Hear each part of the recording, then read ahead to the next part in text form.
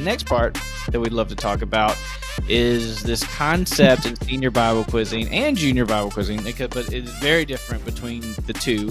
But we're just going to focus on senior Bible quizzing today. What is flipping? So people throw around these terms: verb flipping, preposition flipping, flipping the negative. So I guess I'll explain what a verb flip is. So I think we have a few examples down here. A verb flip is like our first, and this is copied directly from the rule book. Everybody should read the rule book. It has a lot of details and examples that really helped me when I read through it. But the first example, according to John chapter 2 verse 15, after Jesus poured out the changer's money, he interruption. Now the question on the paper is did what? So the correct answer would be did what? Overthrew the tables. Now the verb in the answer here is overthrew. Now when we say flipping the verb, what that means is flipping it from either the answer to the question or the question to the answer when a quizzer interrupts. So flipping it would say, according to John chapter 2, verse 15, after Jesus poured out the changer's money, you interrupt and you say overthrew what? So now you've taken that verb overthrew and put it in the question. And that is not allowed in senior Bible quizzing. And I think that pretty much explains. I don't think we need to. Verb flipping is pretty easy to. I think it's a pretty easy thing to comprehend. If you say do what versus verb what, that's the difference. And a lot of that, figuring that out, is a few things. It's noticing patterns. It's picking up on tendencies. It's understanding question writers and how to differentiate if this is going to be a do what or is this going to be a verb what. Anything to add there, Brother Faubert? No, this is very common in junior Bible quizzing.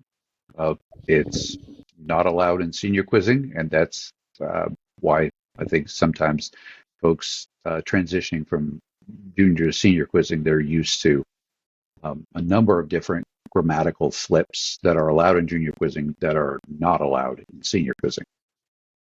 Okay. Well, the next example is the preposition flipping, which actually this next example is interesting because I've been curious about this because we don't allow preposition flips in senior Bible quizzing, but there are maybe some exceptions, and it seems like this maybe I'm wrong, but as I read this, it says chapter 2 of John states, and the third day there was a marriage in what place? And so the correct answer would be for in what place is Cana of Galilee. But here you say, if they say where, John chapter 2 states, and the third day there was a marriage where, the answer to that is Cana of Galilee. Because the in, that word in is the preposition. It doesn't flip when you make it a where or an in what. It's not included in the answer to the where, or it's not necessary to the answer of the where. Correct? And that's it exactly. Yep. Okay, so I had an example, and Brother Faubert, I don't know if you remember this, but I'm almost positive I got a contest granted in your session at Bayou Blast on something similar to this.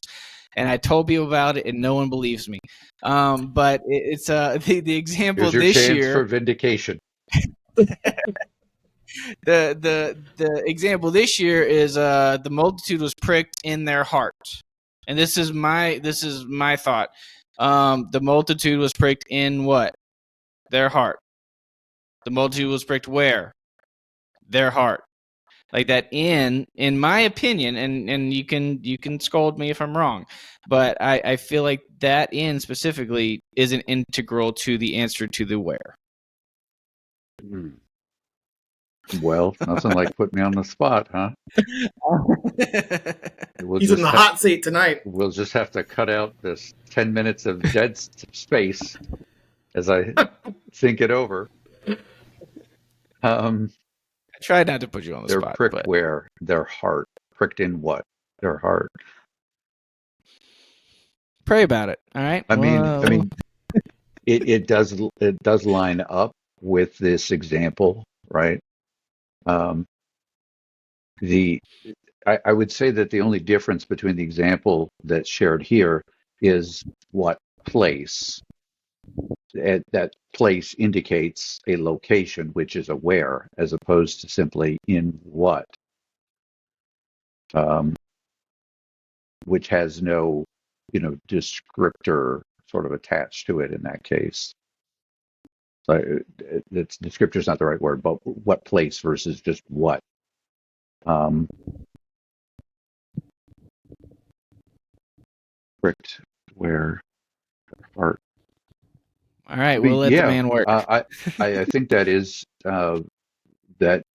an applicable example in this case, and usually it's the ins in terms of a location or like an into. You see, like they entered into Jerusalem, or they entered where. Right? The into Jerusalem. is kind of rendered moot, right?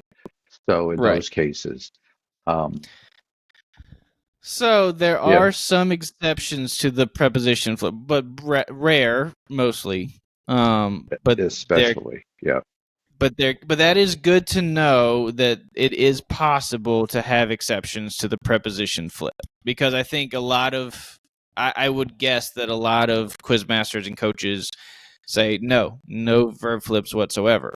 right. And for the most part, that's true, but there are some exceptions where that preposition is, like you said, rendered moot. Well, and I wouldn't even extend it to all prepositions. The example is using the word in when it's like a physical location. The into, as I gave an example, I really don't think, and those are specific to the contexts, right? It's not in like in what manner, or that could be answered how. That's not an acceptable flip. Right. So Or the exception is very limited. or they walked by what? By the sea. They walked where? The sea? Like that by No, is integral to the question and the answer, and it absolutely. cannot be flipped. Mhm. Yes. So great example. Okay. Or even like I think you had mentioned one, Philip, in Acts 3, Peter and John went up into the temple.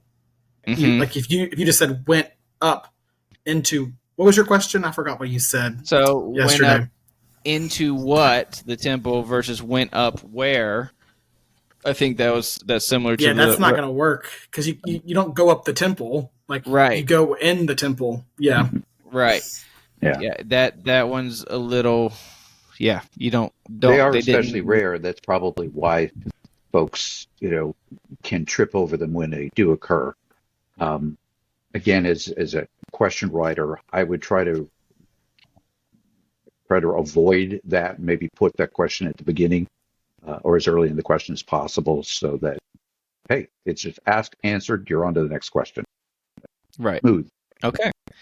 All right. I don't have an example of a negative flip, but just to explain the concept, if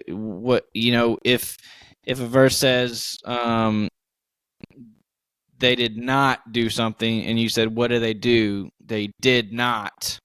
You can't flip the negative. You can't flip the not or the neither or that. I don't really have Eric, you have an example off the top of your head, maybe, to kind of explain that concept at all? Trying to think of one in Acts, not one top of my head. Basically, if that, you can't say they did something when they didn't do something if the question asks what they didn't do. You can't flip that negative from the question to the answer. Just like the verb flip and the preposition flip, that not or that no or that neither or didn't and did not, that's something that cannot be flipped. And I don't think we need to spend too much more time on that concept. But Well, let me just say, for those who are making the move from junior to senior quizzing and are sort of trying to wrestle with the differences, there is a document that I put together when I was a junior quiz coach and trying to identify all of these things myself, and it goes through all of the different things that are flipped in junior quizzing or allowed to be flipped that are not permitted in senior quizzing. Verbs, personal and possessive pronouns can be flipped, flipping prepositions, flipping, in some cases, adjectives and adverbs, but there are exceptions. Usually there are certain exceptions to all of these. Flipping the negative, as you said. So that's why people sort of struggle. Well, we've done it this way for 4 years, and now we can't, right? So we've tried to lay it out in the this document. So it's available on seniorBibleQuizzing.com. Great. There are quite a few resources on seniorBibleQuizzing.com. That one included. Obviously, we've already referenced the manual. Everyone should have a rule book and be familiar with it. 101 Things to Do in Bible Quizzing Practice is a great resource. And then the points of interpretation. the points of interpretation is very important. All quizzers should. Usually that's like read it on the way to a quiz tournament kind of thing. Like that's what we make. The last thing that you do before you quiz, yeah. Right. Read through it, make sure you're familiar with it. And then I think it's Starting a Senior Bible Quizzing Ministry. I can't remember the exact name of it. It has a blue cover on it. That is an excellent resource that I have plugged many times. It's building a successful Bible quizzing ministry. Yeah. Yes. Excellent. I can't recommend that one enough. I always try to say it as much as I can.